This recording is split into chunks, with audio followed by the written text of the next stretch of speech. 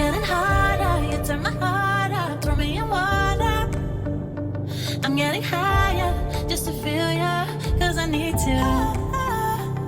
No one knows it, heart is frozen from your poison. Taking the potion just to feel ya, 'cause I miss you. Oh my God, can't stop you like heroin. My love you got, there's no settlement.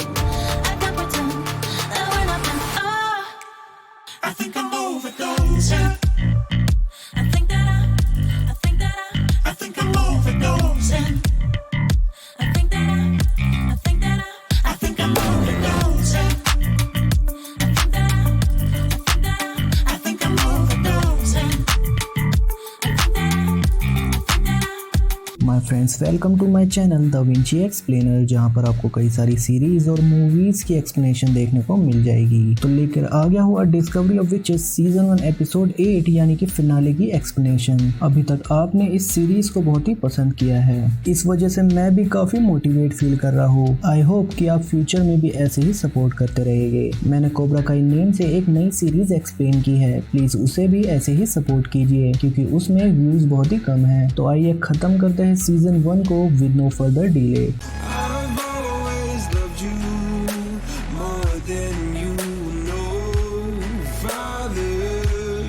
Episode start होता है और हम देखते हैं Diana को, जो कि Juliet को देख के हैरान थी। हालांकि जूलियट ने डायना का गला पकड़ लिया था। मैथ्यू, जिसको जूलियट के प्रेजेंस का पता चल जाता है, वो भी वहां पर पहुंच जाता है। जूलियट कहती है कि तुमने मुझे छोड़ दिया और तुम इसके साथ इश्क लड़ा रहे हो। मैथ्यू के पूछने पर वो ये भी बताती है कि उसने गैबर्ट को छोड़ दिया है और वो उसके इशारों पर नहीं नाचती है। मैथ्यू कह रहा था कि डायना को हर्ट ना करे। हालांकि जूलियट की एक दूसरी ख्वाहिश थी, वो देखना चाहती थी कि मैथ्यू और डायना कैसे किस करते हैं। ऐसा ना करने पर वो डायना को खत्म कर देगी। हम देखते हैं कि वो दोनों किस कर रहे हैं। जूलियट कह रही थी कि गैबर्ट ने उसे मैथ्यू के डिजायर करने वाला ऑब्जेक्ट बना दिया था। हालांकि मैथ्यू उससे इस बात की माफी मांग रहा था। जूलियट डायना को पीछे फेंकती है और मैथ्यू का गला काट देती है और साथ ही में उसके दिल पर घाव भी कर देती है। मैथ्यू को मरता देख डायना जूलियट को पीछे फेंकती है और मैथ्यू को संभालने लगती है। जूलियट कहती है कि डायना का मैजिक उसे नहीं बचा सकता। डायना अब एंग्री हो चुकी थी। उसकी विच विंड और फायर की पावर एक साथ यूज हो रही थी। जूलियट विच विंड से आगे नहीं बढ़ पा रही थी। डायना ने फायर का बो और एरो बना लिया था और एरो को जूलियट के सीने में उतार देती है। जूलियट उस एरो के लगते ही ऑन द स्पॉट डेड हो गई थी। आपको ये सीन जरूर देखना चाहिए।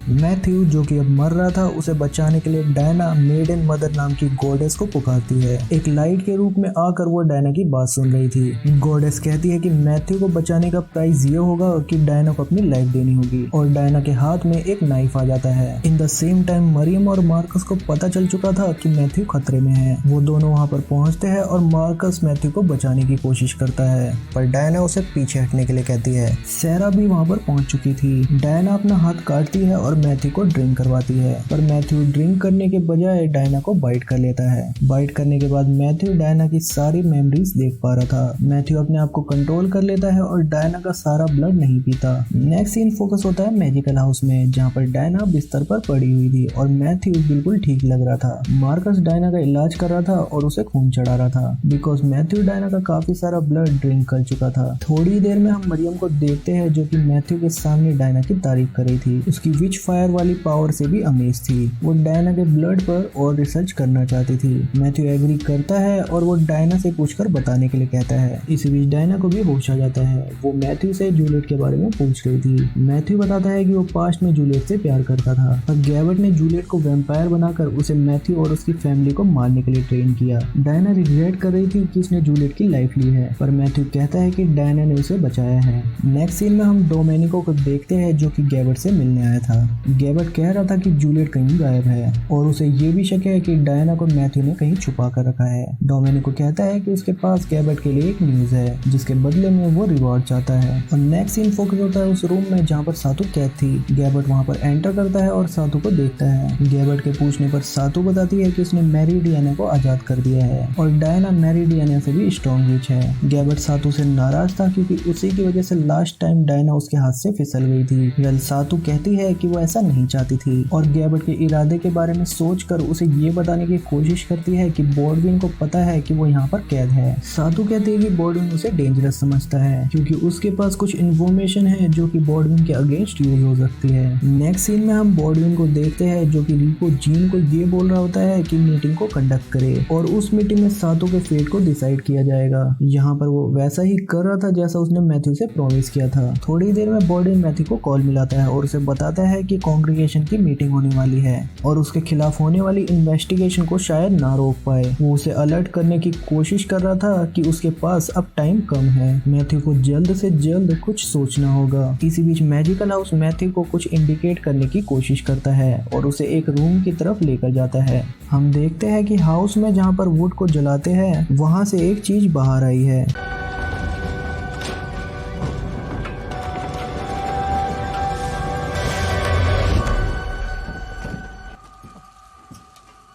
डायना जो कि वहां पर पहुंच गई थी उसे देखकर बताती है कि ये पपेट है जो कि विचेस यूज करती है और उसी पपेट में से एक इयररिंग निकलती है। मैथ्यू उन इयररिंग्स को पहचान लेता है जो कि उसके फादर फिलिप ने उसकी मॉम को दी थी और वो कई साल पहले गायब हो चुकी थी। वो कहता है कि आखिर ये हाउस उनसे क्या कहना चाहता है। नेक्स्ट सीन में हम हैमिश को सेप्टोर में देख पा रहे थे और वो वहाँ पर मैथ्यू का कुछ सामान लेने आया था। नेक्स्ट सीन फोकस होता है मैजिकल हाउस में जहाँ पर सभी लोग टाइम वॉकिंग की बात कर रहे थे। मैथ्यू को एमिली से पहले से पता चल चुका था कि पास्ट में जानने के लिए पास्ट की 3 चीजों की जरूरत होती है, पर वो ये भी पूछता है कि पास्ट से रिटर्न कैसे करे। यहाँ पर एमिली को क्लियरली पता नहीं था। एमिली कहती है जितना तुम पास्ट में अंदर जाओगे उतना ही तुम्हें बाहर आने में दिक्कत होगी और उसके लिए उतना ही बड़ा स्पेल यानी कि मंत्र लगेगा। वेल अब डायना को टाइम वॉकिंग की प्रॉपर ट्रेनिंग की जरूरत थी और नेक्स्ट सीन फोकस होता है फॉरेस्ट में जहाँ पर डायना टाइम वॉकिंग की ट्रेनिंग ले रही थी। सारा डायना को एडवाइस दे रही थी कि टाइम वॉकिंग कैसे करे, पर उसकी एडवाइस डायना के काम नहीं आ रही थी। इसी बीच एमिली बोलती है कि मैथ्यू के बारे में सोचे और अपना एक पैर उठाए क्योंकि ऐसे ही टाइम वॉकिंग की जाती है। दूसरी तरफ मैथ्यू मरियम के साथ था और वो इस बात से परेशान हो रहा था कि कहीं डायना गलत टाइम वॉकिंग ना कर जाए। पर हम देखते हैं डायना को जो कि फाइनली वहां पर पहुंच गई है और मैथ्यू ने उसे खुशी से गले लगा लिया है।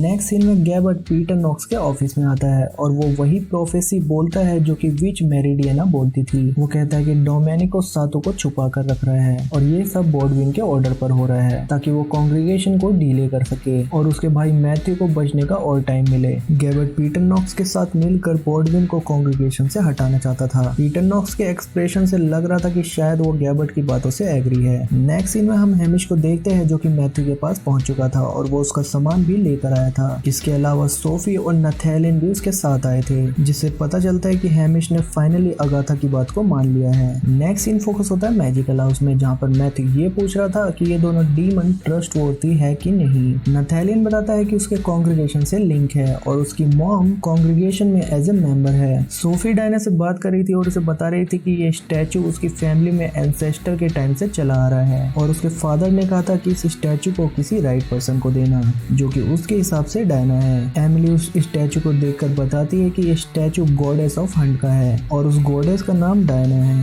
मैथ्यू भी स्टैचू को देखकर हैरान था क्योंकि ये वही चेस पीस था जो कि मैथ्यू कई साल पहले जुए में हार गया था। खैर नथेलियन वहां से जाना चाहता था पर सोफी कहती है कि हमें इनको बताना चाहिए। सोफी उन लोगों को रिवील करती है कि उसके पेरेंट्स फिचेस थे और इसे सुनकर वहां पर मौजूद सभी लोगों के चेहरे की हवाइयां उड़ चुकी थी। नेक्स्ट सीन में हैमिश मैथ्यू से कह रहा था कि अगर कांग्रीगेशन को सोफी की फैमिली की हिस्ट्री पता चली तो वो ट्रबल में आ सकती है। मैथ्यू भी इससे एग्री करता है। मैथ्यू डायना से बोल रहा होता है कि वो चेस पीस और उसकी मॉम की इयररिंग दोनों ही एक समय से है। डायना कहती है कि उन दोनों को हैलोवीन वाले दिन टाइम वॉक करना चाहिए क्योंकि ऐसा पुरानी विचेस बोलती थी। नेक्स्ट सीन में सारा और एमिली सोफी से बात कर रही होती है और उससे पूछती है कि वो रात में क्यों रो रही थी। सोफी बताती है कि उसने बैड ड्रीम देखा था कि कांग्रीगेशन वाले उसकी बेबी को भी लेने आए हैं। दूसरी तरफ नथेलियन भी मार्कस का फ्रेंड बन चुका था। इसी बीच उसकी मॉम अगाथा का कॉल आता है और बताती है कि वो कांग्रीगेशन की मीटिंग में जा रही है और उसे बोलती है कि डायना से बोले कि वो अलर्ट रहे। नेक्स्ट सीन में हम डायना और मैथ्यू को देख पा रहे थे जो कि टाइम वॉकिंग की प्रैक्टिस कर रहे थे। वो दोनों 25 दिन पीछे सेप्टोल जा रहे थे। वेल ये वही दिन था जिस दिन मैथ्यू ने इजाबो और डायना के साथ डांस किया था। हम देखते हैं कि उन दोनों ने सक्सेसफुली टाइम वॉकिंग कर ली है और फिर से वही सीन रिपीट हो रहा है जब मैथ्यू इजाबो के साथ डांस कर रहा था। नेक्स्ट सीन में हम पीटर नॉक्स और गैबर्ट को देख पा रहे थे। दोनों प्लान बना रहे थे कि बॉडविन को कैसे हटाना है। पीटर नॉक्स पूछता है कि बॉडविन और मैथ्यू के बाद कांग्रेगेशन की सीट किसके हाथ लगेगी। गैबर्ट मार्कस का नाम लेता है और कहता है कि हम दोनों को उससे कोई खतरा नहीं है। वो मार्कस को यहाँ पर अंडर एस्टिमेट कर रहा था। नेक्स्ट सीन में हम सभी लोगों को मैजिकल हाउस में डिनर करते हुए देख पा रहे थे। मैथ्यू और डायना वही थे जो कि सक्सेसफुली टाइम वॉकिंग करके रिटर्न आ चुके थे। मार्कस नथेलियन को उसके बच्चे का डीएनए चेक करवाने के लिए बोल रहा था, पर नथेलियन इससे एग्री नहीं था। पर सोफी इसके सेम अपोजिट बोलती है कि वो जानना चाहती है कि उसका बेबी डीमन है या विच। नेक्स्ट सीन में मैथ्यू हैमिस से टॉक कर रहा था। वो उसे बताता है कि ग्रैंड मास्टर की पोस्ट को गिव अप कर रहा है। हैमिस कहता है कि उसे ऐसा नहीं करना चाहिए। मैथ्यू इस बात की पॉसिबिलिटी जताता है कि शायद वो पास्ट से वापस ही ना आ पाए क्योंकि वहाँ पर कुछ भी हो सकता है। इसके बाद हैमिस डायना से टॉक कर रहा था। वो डायना से पूछ रहा था कि वो दोनों कहाँ जा रहे हैं, पर डायना कहती है कि उसे नहीं पता।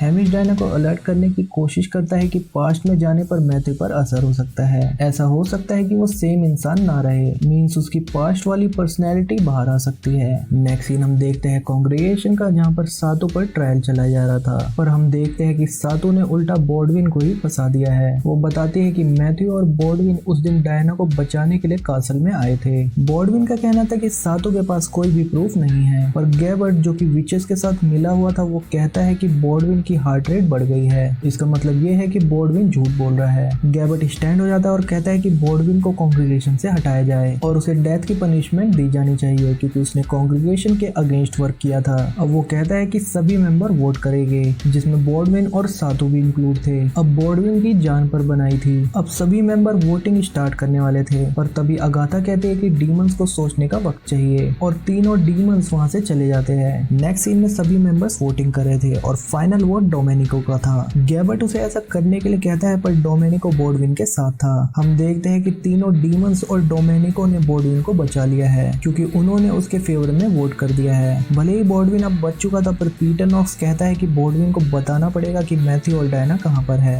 नेक्स्ट सीन में सोफी और नथेलियन वापस जा रहे थे और मैथ्यू नथेलियन को सेप्टोर का एड्रेस देता है और कहता है कि जरूरत पड़ने पर वो वहाँ पर जा सकता है। हैमिस भी मैथ्यू से बाय बोलता है और उसे बुक ऑफ लाइफ के बारे में पूछता है। मैथ्यू का कहना था कि वो जिस समय में जा रहे हैं उस समय में बुक ऑफ लाइफ को ढूंढने की कोशिश करेंगे। हैमिस कहता है कि जब वो रिटर्न आए तो कोशिश करे कि अपने साथ बुक ऑफ लाइफ को लेकर आए। थोड़ी देर में सारा और सोफी उन दोनों को बाय बोलकर सेप्टोर के लिए निकल जाती है। इसके बाद जाने की बारी थी मरियम और मार्कस की। हम देखते हैं कि मरियम ने डायना के सारे डीएनए सैंपल ले लिए हैं ताकि वो डायना के डीएनए पर और फर्दर रिसर्च कर सके। मैथ्यू मार्कस को ग्रैंड मास्टर की पोस्ट दे देता है, हालांकि मार्कस इसे लेने के लिए तैयार नहीं था। मैथ्यू कहता है कि फिलिप डी क्लेयरमॉन्ट हमेशा से चाहते थे कि नाइट्स ऑफ लेजरस कांग्रेगेशन से अलग रहे। बॉडविन कांग्रेगेशन में मेंबर है, इसलिए वो उसको ये पोस्ट नहीं दे सकता। और दूसरी तरफ मार्कस मैथ्यू का बेटा भी है। हम देखते हैं कि दोनों गले मिल रहे हैं। वेल कांग्रेगेशन से बचने के बाद बॉडविन डोमेनिको को थैंक्स कह रहा था। वो अगाथा को भी थैंक्स कहता है, पर अगाथा कहती है कि उसे बचाने के पीछे उसके अपने रीजन है क्योंकि वो डायना को सेफ देखना चाहती है और अब बॉडविन डीमंस का कर्जदार हो चुका है क्योंकि उन्होंने ही उसे बचाया है। नेक्स्ट सीन में हम डायना और मैथ्यू को देख पा रहे थे जो कि टाइम वॉक के लिए तैयार थे।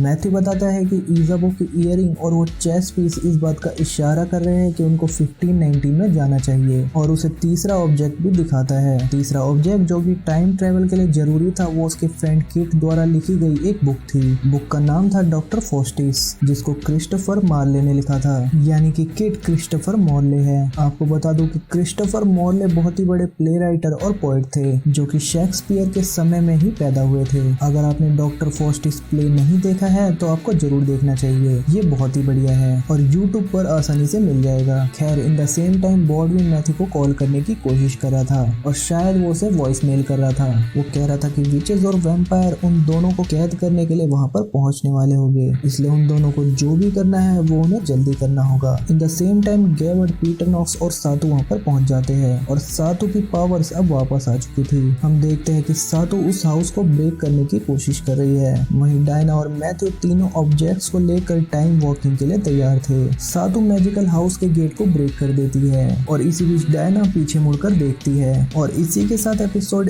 वेट और सीजन 1 का फिनाले एंड हो जाता है। आई होप कि आपने इस पूरे सीजन को एंजॉय किया होगा और मुझे भी इसे एक्सप्लेन करने में बहुत ही मजा आया। एपिसोड 8 के एंड होने के साथ हमारे बीच में डाउट रह जाता है कि क्या डायना ने सक्सेसफुली टाइम वॉकिंग कर ली है या नहीं। खैर ये तो हमें सीजन 2 में ही पता चलेगा, जो कि ऑलरेडी 2021 में रिलीज हो चुका है और सीजन 2 की एक्सप्लेनेशन जल्द ही लेकर आऊंगा। कोई भी डाउट हो तो कमेंट जरूर कीजिएगा, मैं अपनी कमेंट पिन कर दूंगा। तो मिलते हैं कुछ नई सीरीज के साथ, तब तक के लिए अलविदा लेते हैं। One look, the heat is rising, and I've been cold for so long.